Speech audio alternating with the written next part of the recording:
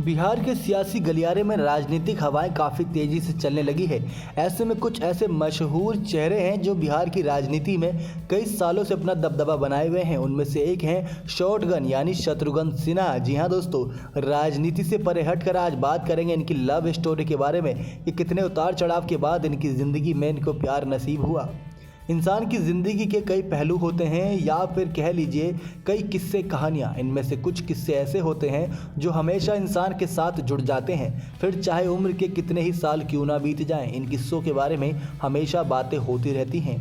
बॉलीवुड की कुछ सेलिब्रिटी पर भी ये बात लागू होती है जिनकी लव स्टोरी हमेशा के लिए लोगों के जहन में रह जाती है।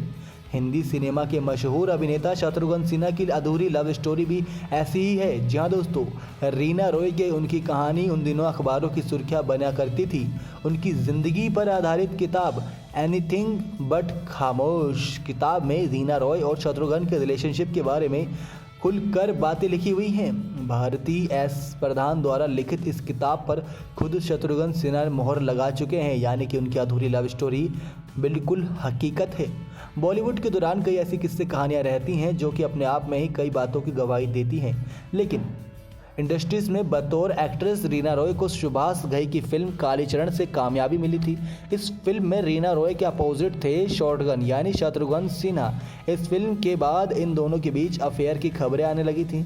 रीना और शत्रु की प्रेम कहानी कई दिनों तक अखबारों में सुर्खियां बटोरती रहीं। इसके बाद दोनों को प्यार परवान चढ़ता गया, लेकिन कहानी में ट्विस्ट तब आया जब शत्रुघ्न सिन्हा की एक और दोस्त पूनम तक ये बात पहुंच गई। ऐसे में सभी को यही लग रहा था कि शत्रुघ्न और रीना बहुत जल्द शादी कर लेंगे, लेकिन 1980 में कुछ ऐसा हुआ कि जब शत्रुघ्न ने पूनम से शादी करके सभी को चौंका दिया था। जी हाँ दोस्तों, जानकारी दे दें किस प्रकार से शादी के बाद भी रीना के साथ रिश्ते में थे शत्रुघ्न। उनकी शादी में फूट फूट कर भी रोए थे। पूनम सिन्हा से शादी करने के बाद भी शत्रुघ्न रीना रॉय को भूल नहीं पाए थे।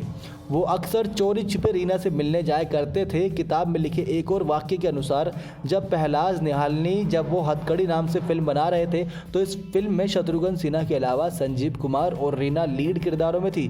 फिल्म हिट रही तो पहलाज निहालनी ने अपनी अगली फिल्म आंधी तूफान में इस तिकड़ी को लेने का फैसला किया, लेकिन रीना ने यह फिल्म करने से मना कर दिया क्योंकि रीना ने पहलाज निहालनी से कहा कि अपने दोस्त से जाकर कह दो वो अपना जवाब जल्दी दे। अगर वो हाँ कहते हैं तो मैं इस फिल्म में काम करूंगी, वरना नहीं। मैंने तो फैसला कर लिया है कि अगर वो मुझसे शादी नहीं करेंगे तो मैं अगले 8 दिनों में कहीं और शादी कर लूंगी।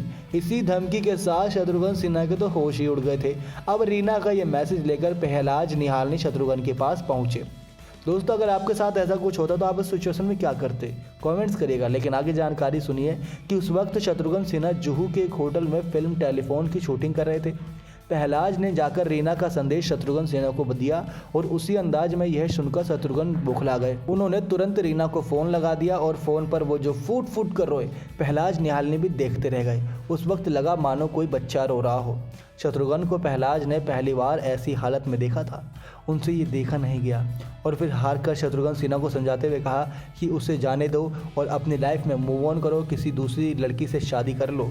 तो ऐसे में उन्होंने पूनम से शादी करके ये बात साबित कर दी कि उन किस्मत भगवान के हाथ में रहती है कि जो जोड़ियाँ ऊपर से लिखकर भगवान भेजते हैं वो धरती पर आके मिलती है। ऐसे में शत्रुघ्न सिन्हा और पूनम की जोड़ी सुपरहिट साबित हुई, लेकिन रीना रॉय उनकी अधूरी प्रेम कहानी रह गई जो इस जन्म में तो शायद ना मिल पाए।